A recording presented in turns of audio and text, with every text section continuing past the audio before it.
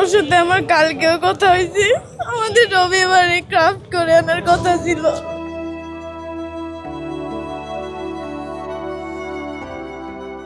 4 দিন স্কুলে গেছি, ওর সাথে আমার খুব ভালো ফ্রেন্ডশিপ হয়েছে। আমি নতুন, আমি তো ওর সাথে রবিবারে দেখা করার জন্য ওয়েট করতেছিলাম। খুব হাসি খুশি একটা মেয়ে ছিল, সব সময় হাসতো।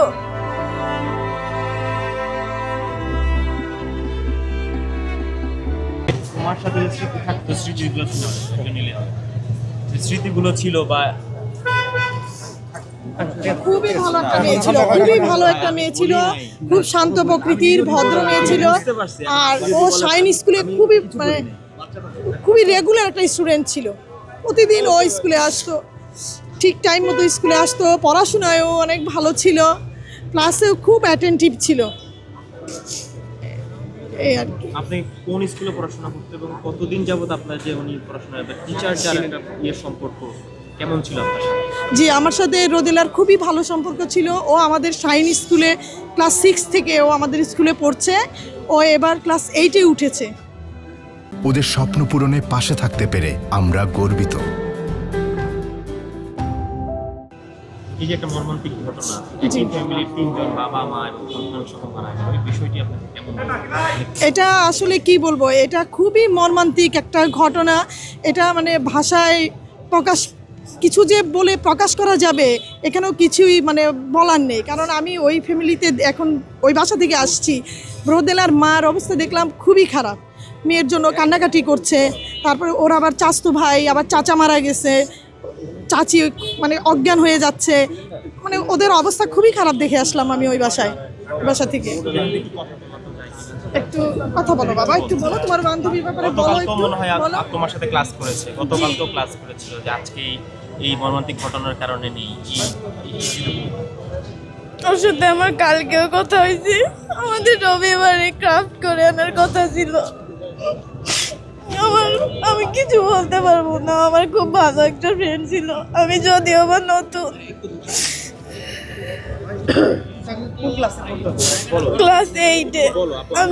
আমি 4 দিন গেছি স্কুলে, অনেক ভালো ছিল। কারণ হলো তোমরা যদি না বলো তাহলে তো বুঝতে পারবে কেমন ছিল রোদেলা, কেমন ছিল না। রোদেলা ভালো ছিল। আমি 4 দিন স্কুলে গেছি, ওর সাথে আমার খুব ভালো ফ্রেন্ডশিপ হয়েছে। আমি নতুন, বাবা মাও মারা গেছে, তোমার বাবা মাও কেমন ছিল? আমি আন্টি আঙ্কেলদেরকে দেখি নাই, আমার রোদেলার সাথে শুধু ফ্রেন্ডশিপ হয়েছে। আমি 4 দিন গেছি, ও 4 দিনে আমাকে সব কিছু বোঝাই দিছে, বলছে। ও খুব হাসি খুশি একটা মেয়ে ছিল, সব সময় হাসতো, সব সময় সবার সাথে কথা বলতো। আমি তো ওর সাথে রবিবারে দেখা করার জন্য ওয়েট করতেছিলাম। আমি শুনে কান্না করে দিছি।